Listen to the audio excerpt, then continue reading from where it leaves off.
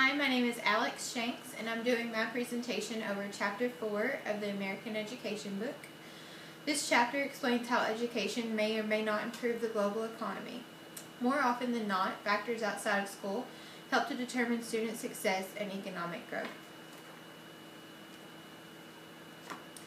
The human capital theory suggests that investment in education will improve the quality of our workers, which will ultimately improve the wealth of the economy. Many people believe that more education leads to higher paying jobs, and with more of that population obtaining higher paying jobs, the economy is in turn wealthier. However, more education does not always lead to higher paying jobs due to shortage of high paying jobs and the dilution of higher degrees.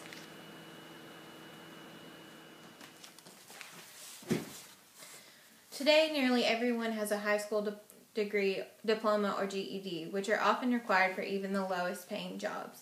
Even bachelor's degrees are quite common these days. With so many people obtaining college degrees, employers are forced to raise the bar on educational requirements and experience, thus reserving the higher paying jobs for those with even higher education.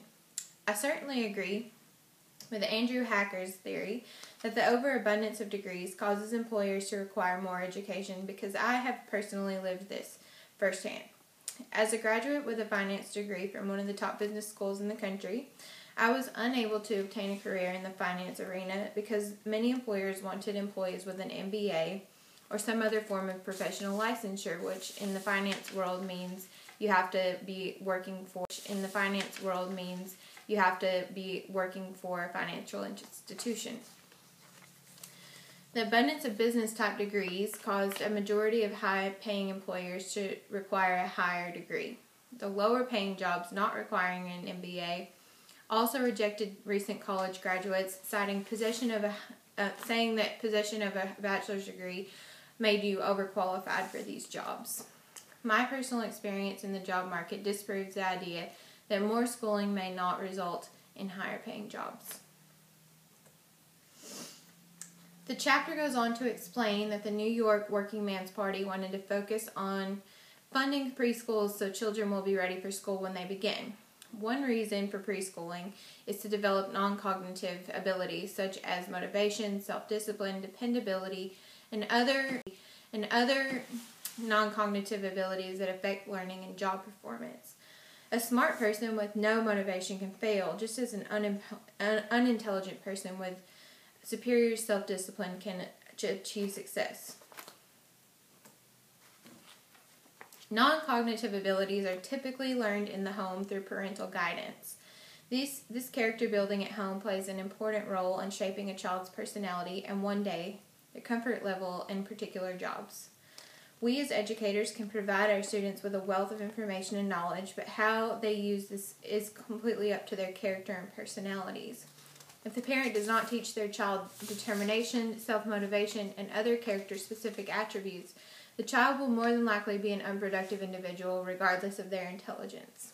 However, if a parent trains their child to be unproductive individual regardless of their intelligence.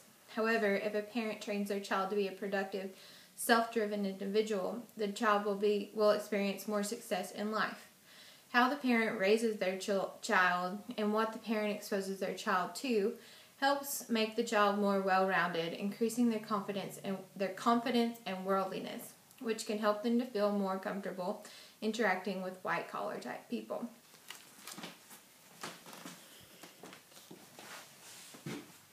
This leads back to the idea that the wealthy have more of an advantage than the poor.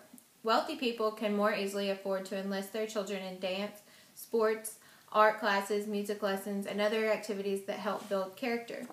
Wealthy people can also more easily afford to take their children on educational trips, such as to the zoo, museums, and historical monuments. This wider access to the world exposes the child to much more, building confidence and character, which are essential to obtaining success in life.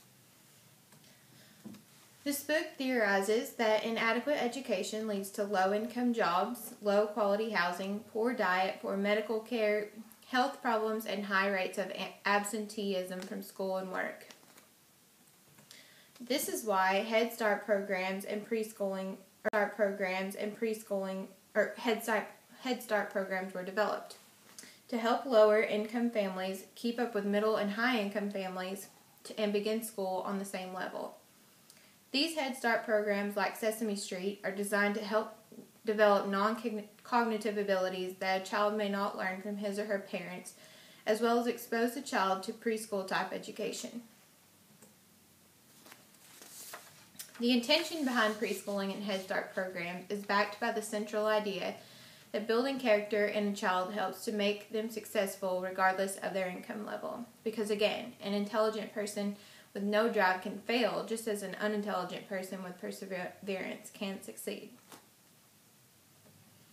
The book describes a study that was conducted to prove that very idea. The Perry Preschool Study had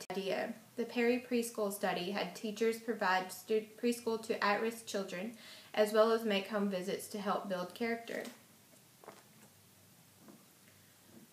The results of this study showed that despite their low IQs and low income, these at-risk children who were given the preschooling and at-home attention experienced significantly lower crime rates, delinquency, teen pregnancy, and welfare dependency.